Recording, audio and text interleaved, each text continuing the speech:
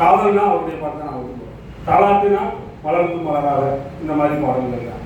அப்படி மிகச்சிறந்த பாடல்கள் அவருடைய தத்துவ பாடல்கள், காதல் பாடல்கள், சோக பாடல்கள். அதில் ஒரு 3 பாடல்கள் மட்டும் தான் நான் சொல்கிறேன். இதெல்லாம் அவர் எங்கே சாதமாக எடுத்துக்கிட்டாரு அப்படின்னா, சங்க இலக்கியம் குறுந்தொகையில், புறநானூற்றில், அகநானூற்றில், பக்தி இலக்கியத்தில், தேவாரம், திருவாசகம், பக்தி இலக்கியத்தில் கூட எடுத்து காதல் அப்படி கொண்டு வந்தார். இப்படி அவருக்கு சொல் பெருக்கு இருந்துச்சு. அவருடைய கவிதை நயத்துக்கு முக்கியமான காரணம் அவருடைய பள்ளியில் இருந்துச்சு, அவருடைய ஆசிரியர்கள் இருந்தார்.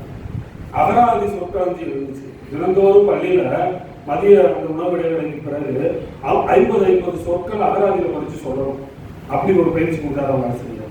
அதனாலதான் சங்க இலக்கிய கவிதையை அப்படியே மாற்றி எளிமைக்கு கொண்டு வருவார். அப்படியே அவரால் கொண்டு வர முடிஞ்சிச்சு. அப்படிப்பட்ட கவிஞர் தான் மிக எளிமையான தமிழ் சொன்னார். இந்த உலகத்துல மிகப்பெரிய ஆச்சரியம் எதுன்னு நினைக்கிறீங்க? எல்லா கவிதையும் சொன்னீங்க, மனிதன் சொன்னீங்க சொல்றப்ப வாழ்க்கை பாரதி தான் சொல்றாரு, பாட்டின், அதாவது இந்த உலகத்தின் பாரின் மீது பாட்டை விட வேறு ஆச்சரியம் எதுவும் கவிதையை காட்டு வேற உலகத்துல வேற எதுவும் ஆச்சரியம் இல்லை. இதுதான் ஆச்சரியம். அதே நம்ம கவியரசு கண்ணதாசனுக்கு சொல்லணும் அப்படின்னா, கவியரசு கண்ணதாசனின் கவிதையை விட உலகத்தில் மிகச்சிறந்த ஆச்சரியம் எதுவும் இல்லை. ஏன்னா அவ்வளவு விஷயத்தை நுட்பமாக அவர் பதிவு செய்வார். இந்த கவிஞர்களுக்கு காதல் தான் சிறகு மாதிரி, அதுல தான் அவங்க பார்ப்பாங்க. காதல் தான் சிறகு. இந்த காதல் சிறகு இல்லைன்னா அவங்க கற்பனை வாழ்ந்து அவங்களால பறக்கவே முடியாது. அதனால காதலை பற்றி பாடாத கவிஞர்கள் யாரும் இருக்க முடியாது. கண்ணதாசனும் அப்படி ஒரு காதல் பாடலை பாடினாரு.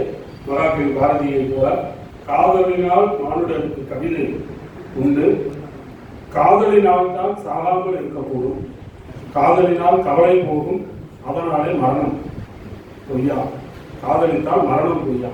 இப்படி மகாகவி பாரதி சொன்னதான் கவியரசு கண்ணதாசன் ஒரு காதல் பாடலை பதிவு செய்தாரு. அது எல்லாரும் தெரிஞ்ச ஒரு பாடல் தான்.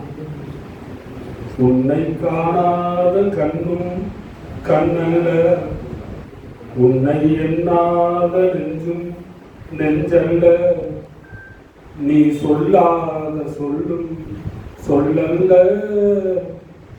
நீ இல்லாமல் நானும் நானல்ல, உன்னை காணாத கண்ணும்